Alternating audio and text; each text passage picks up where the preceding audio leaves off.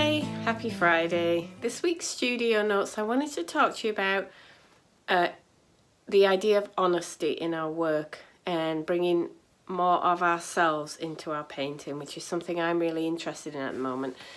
On Wednesday, I took a train to London and went to see a couple of exhibitions. And if you listen to the podcast next week, you're going to hear this same thing. So I apologise, but I'll try and say it in a different way today. I went to see Tracey Emin at White Cube. I know Tracey Emin isn't for everyone, but I adore her. And I also went to see the Van Gogh in England exhibition, or Van Gogh in Britain, sorry, at the Tate, Britain. And they were inspiring for the same reason and different reasons. So the Tracey Emin exhibition, I have admired her for a long time, but I haven't seen any of her work in person before. And it was one of the most powerfully emotional art experiences I've ever had. Maybe the most powerfully emotional art experience. The work, her paintings particularly, when you are in front of them, they're not attractive. That in fact, in some cases, they're ugly. They're about ugly subjects often. But they have an emotional power that it just hit me. And there were a couple of them where I was really having to hold back tears. I could feel the grief, the anger, the fear, the pain coming off these canvases, and it was just an amazing experience. And there were people walking past who obviously weren't having the same experience, who were just chatting to each other, or people there was one lady saying, I just don't get it, there's nothing to this. And I was just like, whoa. Really powerful. There was a room full of drawings related to the passing of her mother a couple of years ago, and all the experience of the emotions of all of that. That was really just so powerful. And her use of words as well as images is one of the things I love being a writer. So I came out of that exhibition feeling really inspired by the fact that it is possible to put so much of yourself into a painting or a drawing that another person with a completely different background who knows nothing of your individual life can feel what you felt when you were making that painting, can feel it viscerally. And I think that is really inspiring.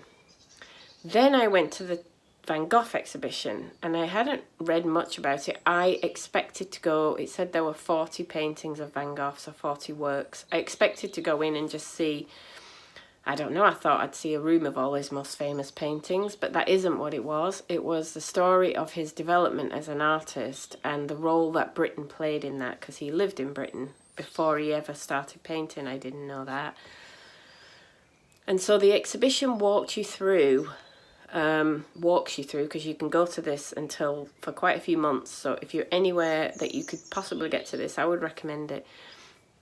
It walks you through the things that influenced him and how he tested them out in his work, and then how he would test something else out, and eventually you get to the point where he's found his own style, and then the show finishes where you start to see the painters who copied him or emulated him or tried to bring some of his style into their work. And what was really inspiring about that for me, and I think for all of us on this art journey, wherever we are, was to see that at the beginning of his journey, what Van Gogh was doing was the equivalent of going on Pinterest, looking at a bunch of paintings and figuring out if he could do what they had done. So his early drawings, which I'm sure he would not like to think were being on display, were not very good.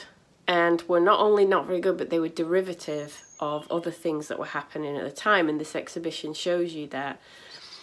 And so they were derivative, they were tight, they were lacking any personality, they were constrained, and they were not very good drawings either. They weren't in proportion, the faces weren't right. So they didn't have anything really to commend them. And then you got to a room where there were some post-impressionist paintings. In particular, apparently he was into Pissarro. So there was a Pissarro original on the wall, and then next to it, an attempt by Van Gogh to do something similar. And compared to the Pissarro, it looked dead and uninteresting. Wasn't his style, so it wasn't what he was meant to be doing. So again, he was on Pinterest going, oh, I like what the Impressionists are doing. But when you got to the part where he found his own style, oh my, all of a sudden there were these paintings that were just full of colour and life and the way the paint had been applied. And we all know what Van Gogh's later paintings looked like. And they leapt off the walls towards you with true authenticity and power. The power of somebody putting their whole personality into something, putting all of themselves into it in the same way but very different from the one I'd seen in the morning. And as you move through the exhibition, then you got to some artists that were taking elements of his style and putting it into their own work, and they went dead again for me. Again, because they were emulating, and some of them were accomplished artists in their own right, but when they were emulating Van Gogh, it wasn't doing anything, except there were 3 Francis Bacon paintings, 3 giant Francis Bacon paintings, which were called something, I think they were like Study for a Portrait of Van Gogh or something. There were 3 all the same size. Amazing. Again, pushed you back with the strength of personality that was in those. But he wasn't trying to mimic Van Gogh, he was trying to tell his version of Van Gogh, I guess, in those paintings. So anyway, the message I took away from the Van Gogh exhibition was A, authenticity, just like Tracey Emin, and the power of that in artwork. But also B, that we all go on this same journey. We all mimic, we're all too constrained. We all, try too hard. We all make lots of mistakes at the beginning. The difference between the people who move beyond that and the people who don't, I think, is the amount of work that you're willing to put into get moving beyond it, and the amount of yourself that you're willing to throw into your artwork. And obviously, he was willing to put all of himself in, because you can see that by the end. So, really inspiring day, but not necessarily in the ways I had expected. And this is one thing, living out in the countryside is brilliant in so many ways, but it's a long journey to go to London. It's hard to do it in a day. I set off at 7 in the morning and I got back at 11 at night. And all of that time was either travelling, walking between galleries, travelling back to the train. It's a nightmare.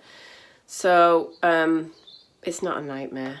It's not a nightmare to get a day out in London looking at art galleries. That was a stupid word, but I'm just saying it's a trek. And it's one of the things that I think I lack. And I'm going to try and find ways to bring that more into my life, because seeing any kind of artwork is inspiring and just juices you up a little bit. And there's not much of it in the 350 person village where I live. So that's it for me. I hope you have had a similarly inspiring week, and if you haven't, I hope this studio notes video has helped to maybe bring a little bit of my inspiration to you. Let's all try with our painting this week, or drawing, or whatever we're doing, let's all try to put a little bit more of ourselves in than maybe we have in the past, and just see what happens. That's it for me. Have a great weekend, and I will see you next week. Bye.